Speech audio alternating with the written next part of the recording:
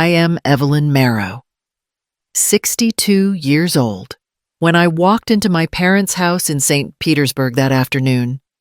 Everything was already arranged like a celebration someone had forced into place. Voices filled the living room, loud and bright in a way that made the air feel too warm. My mother had set out trays of food no one touched, and my father, whom everyone in the family called Honey, kept patting people's backs as if he were hosting a victory parade. They said it was a gathering to honor Grandma Margaret's legacy. But nothing about the room felt like her. It felt like Caleb. My brother stood near the center, surrounded by cousins and neighbors. He looked comfortable, almost rehearsed, swirling a glass of sweet tea like it was champagne. When he saw me, he lifted his chin but didn't bother to hide the satisfaction on his face. "Everyone," he said, tapping his glass. "Thank you for being here. Mom and Honey made their decision this morning, and I'm honored to share it." He drew a breath, letting the room quiet around him. "The 8 rental homes Grandma left behind, they're passing entirely to me. Evelyn won't be taking on any part of the portfolio." The reaction was instant. Cheers, whistles, smacks on Caleb's shoulders. Someone even called out that it was about time. My mother pressed her fingers to her mouth as if she were overcome with pride. My father smiled at me, waiting for me to nod, to accept the arrangement the way I had accepted so many things before, but I didn't nod. I stepped closer, just enough for my voice to reach him without rising above anyone else. "Honey," I said gently, "you don't know, do you?" His smile fell first, then Caleb's. A hush moved through the room like a cold draft.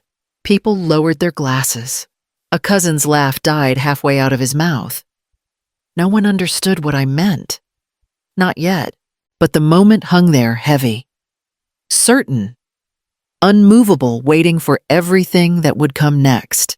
And as the silence settled around us, I felt the past pulling me backward, toward the years that had led to this exact moment, whether any of them realized it or not.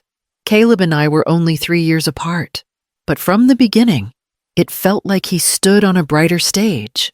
My mother used to say he was born smiling, and people repeated it so often it became a sort of family truth. When he ran toward someone, arms wide, they laughed and scooped him up. When I toddled behind him, they smiled politely and stepped aside. It wasn't cruelty. It was habit. I learned that early.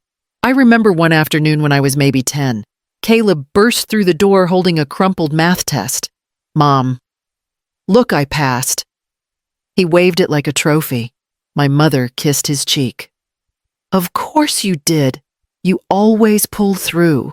I stood behind him, holding my own paper 98 out of 100, circled in red. My father glanced at it, nodded once, and said, "Good job, Ev. Can you help your brother later?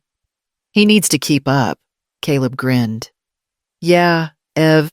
You can explain it better than the teacher." I handed him my paper without looking at my parents. "Sure, I can."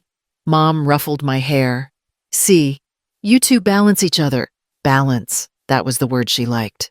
In her mind, his charm and my quietness created harmony. She never noticed when her hand lingered longer on his shoulder. She never noticed that every conversation drifted toward Caleb's victories, Little League hits, school awards, the way teachers adored him. I was not ignored.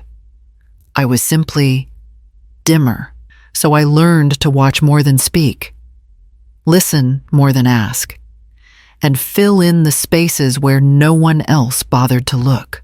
Those habits followed me long after childhood, slipping into the choices I made, the things I accepted, and the lines I let others draw for me until the day I finally drew one of my own. I left St. Petersburg the week I turned 18. No arguments, no door slamming, just a quiet hug from my mother, a distracted pat on the back from Honey, and a thumbs up from Caleb as he shouted from the driveway, "You'll come back once you get bored, Ev." I didn't answer. I just drove north until the Gulf disappeared behind me. Athens, Georgia became the first place where no one compared me to anyone. In my introductory real estate class, the professor handed back my exam and said, "Evelyn, have you ever thought about trust law? You see patterns most students miss." I stared at him. Patterns. "Yes," he said, "the kind people overlook until it costs them millions." I laughed softly. I grew up noticing things. He nodded like he understood more than I had said. I took every course he recommended: property law, title transfers, asset protection. When classmates struggled, they came to me. One of them, a woman named Tasha, once said, "You're quieter than the rest of us, but you're the only one who actually understands how these systems work." I shrugged. Quiet doesn't mean clueless. Life settled into a steady rhythm: classes, part-time work at a title office, nights spent reviewing contracts I wasn't paid to read. I bought a small condo when I was in my 30s. Nothing fancy, but mine. I filled it slowly, a second-hand couch. Photos I printed myself. A bookshelf I actually built with my own hands. Still, guilt lingered underneath everything. Phone calls from home were short. Caleb's updates were always loud, always triumphant.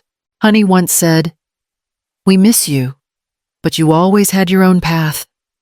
I carried that with me, even as I learned how powerful knowledge could be and how quietly it could shift the ground beneath someone's feet. Grandma Margaret called me on a Wednesday evening. Her voice was thinner than I remembered, but steady. "Evelyn, I need you here this weekend, alone."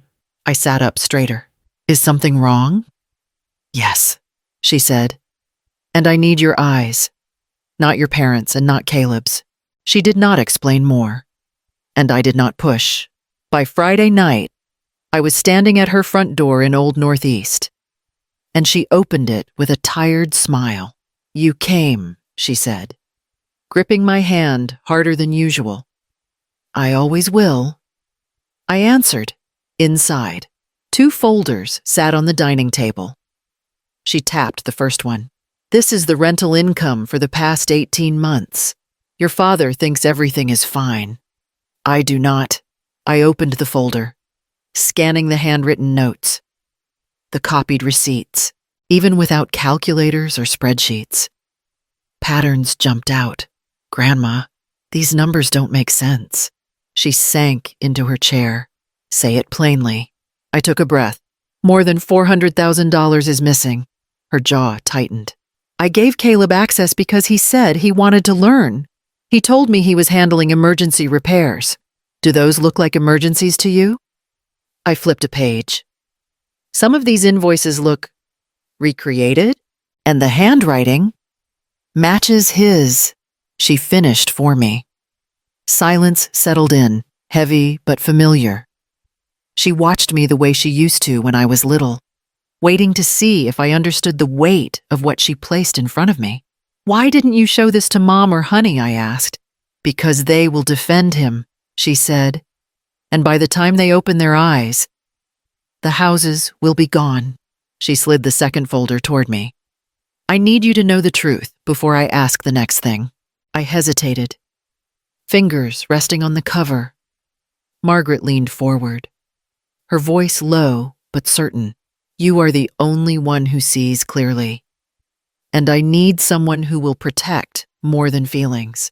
I opened the folder, already knowing my life was shifting again, this time towards something I could not walk away from. Inside the second folder, Grandma Margaret had placed a stack of crisp documents, each clipped neatly, each stamped with quiet finality. She watched my eyes move across the headings. "Revocable Living Trust," I read aloud, my voice smaller than I intended, "and 8 quitclaim deeds." She added, "1 for each rental home." I set the papers down slowly. "Grandma, these make me the owner. They make you the successor trustee," she corrected. "Ownership transfers at the moment of my passing." No probate, no disputes, no delays. I felt heat rise behind my eyes. You're asking me to take everything. I am asking you, she said firmly, to protect what I built. Caleb has already shown me what he'll do with it. I shook my head. The family will never accept this. Honey, Mom, Caleb. They do not need to accept it, she said. They only need to see it once it is too late to undo. Her certainty pressed against every part of me that still wanted peace, still wanted to believe my family would choose truth over convenience. This will change everything, I whispered. She leaned closer. Evelyn, I watched you your whole life. You study what others ignore. You finish what others abandon. You tell the truth even when it hurts. Those houses need someone like you. My hands trembled as I picked up the trust again. I don't want to tear the family apart. They were already tearing, she replied. This only keeps the pieces from falling on you. The notary arrived on Monday morning. A quiet woman named Janice, who greeted Grandma with a familiar hug. Same documents we discussed, she asked. Margaret nodded. Yes, and this is my granddaughter. She'll be signing as well. Janice spread the papers out on the dining table. Margaret signed first, steady and deliberate. When she slid the pen toward me, I hesitated. Evelyn, she said softly, every promise your parents made about fairness and family vanished the moment Caleb started taking what wasn't his. These papers, they are the only promises that will last. I pressed the pen to the page and signed. When everything was complete, Grandma closed the folder and placed her hand over mine. Now, she said, we protect this truth. You do not speak of it until someone tries to take what is no longer theirs. I nodded, the weight of the pact settling inside me, already knowing silence would be the hardest part. Grandma Margaret's funeral ended just after noon. People murmured condolences, hugged too tightly, and drifted away. I was gathering my things when Honey touched my arm. Stay a little longer, he said. Your mother and I need to talk with you. The tone told me it was not a request. At the house, the dining table was cleared except for a single stack of documents. My mother slid the top page toward me with a careful smile. It is just a simple waiver, she said. To avoid confusion later, Honey added, Caleb has been managing the rentals for years. It makes sense he takes full responsibility. I glanced at the title Waiver of Inheritance Interest. All 8 property addresses listed below. My mother clasped her hands. Sweetheart, signing this keeps the peace. Your brother has already done so much. Caleb leaned against the counter, arms crossed. It is paperwork. Ev, you were never involved anyway. I pushed the document back an inch. I am not signing. My mother blinked. Evelyn, why I am not signing? I repeated, steady but soft. Caleb scoffed. You are making this harder than it needs to be. Honey's voice dropped. Please do not start trouble. Not today. I am not starting anything. I said, I am simply not giving up what is mine. The room stilled. No one spoke. But every face told me the same thing. They were not used to me drawing lines.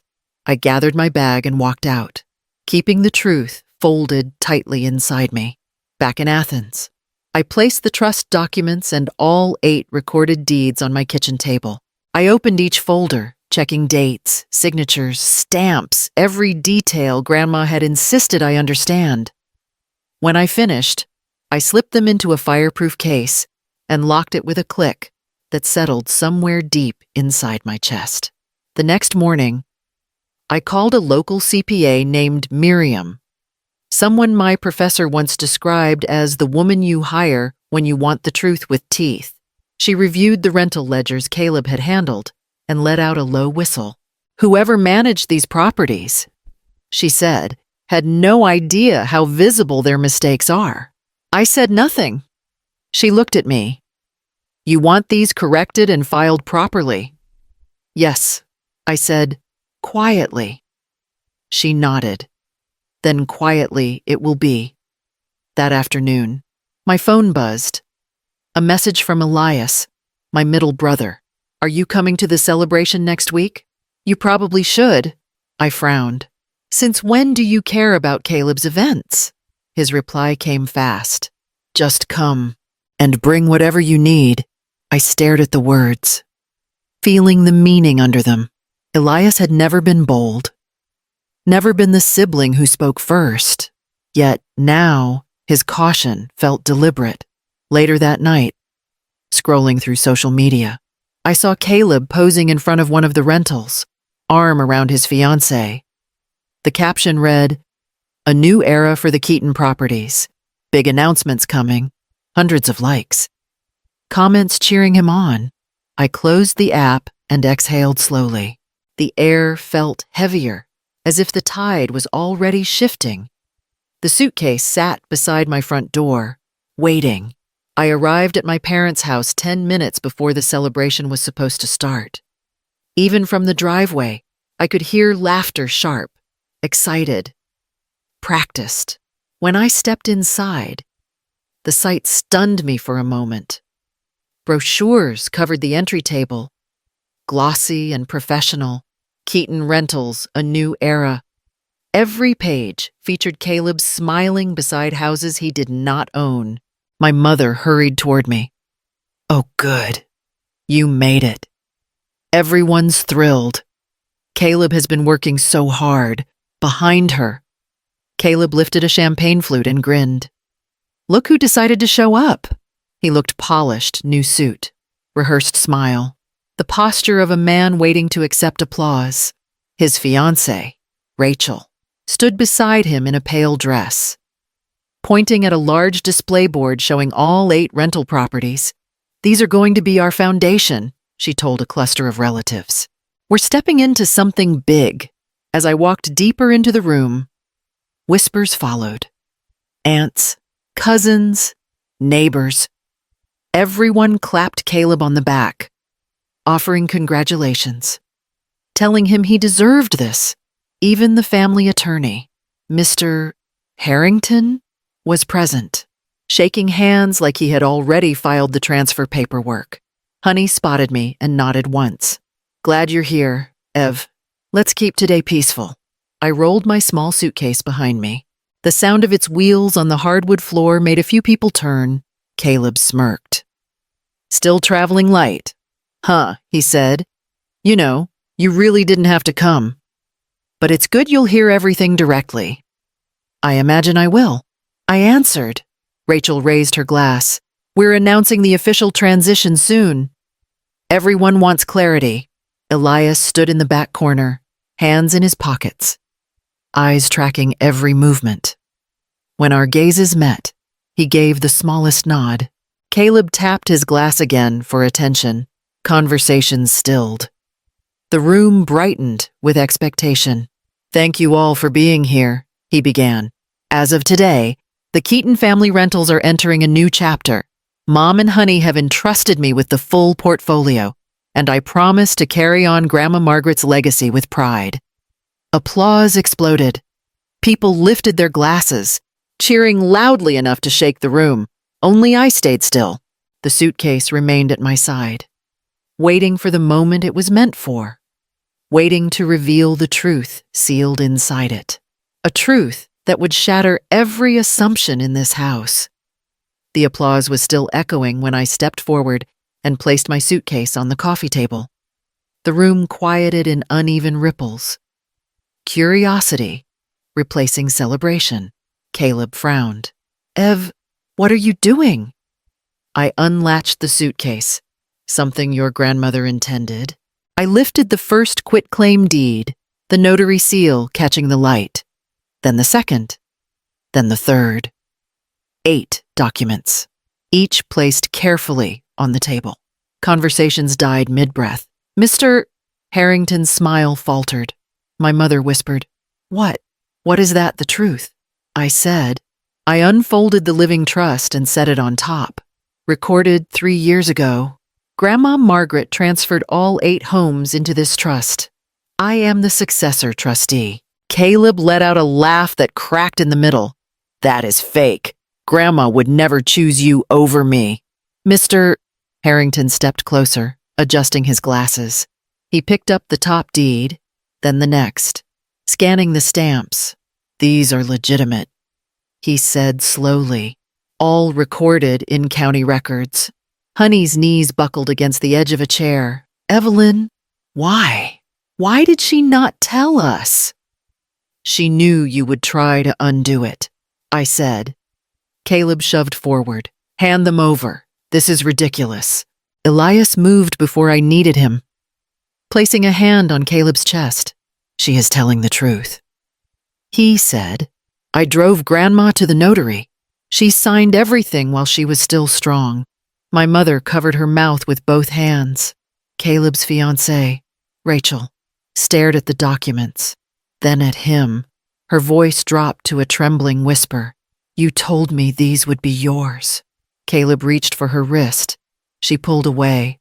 I cannot do this, she said, grabbing her purse and walking out without looking back. The guests stood frozen, unsure whether to sit, speak, or disappear. Everything Caleb had claimed, every boast, every post, every plan crumbled in front of him, and the silence that followed felt heavier than the truth itself. The days after the reveal felt strangely quiet. No shouting, no accusations, just the slow unraveling of everything Caleb had built around himself. Within a month, the corrected filings Miriam submitted triggered an IRS audit. Caleb called once, his voice hoarse. They want records I do not have, Ev. They are saying I owe more than $100,000. I hope you tell them the truth. I said. He hung up without replying. My parents sold the waterfront house soon after. Honey's voice cracked when he told me, we cannot keep up with the payments. Your mother is ashamed. I heard her crying softly in the background. For the first time, it did not pull me backward. It simply made me sad. I focused on the rentals, hiring a team of managers who returned calls within an hour and kept real repair logs instead of invented ones. Tenants began thanking me personally. It feels different now. One woman said, like someone actually cares. When the numbers stabilized, I bought a small duplex in Athens. It was modest, but it was mine from the first signature, not inherited, not hidden. Elias visited a few weeks later, hands in his pockets like always. You okay? He asked. I am. I said, are you? He nodded. I knew Grandma trusted you. I just did not know how much. We sat outside on my balcony, talking about ordinary things, weather, work, the way life rearranges itself after the truth comes out.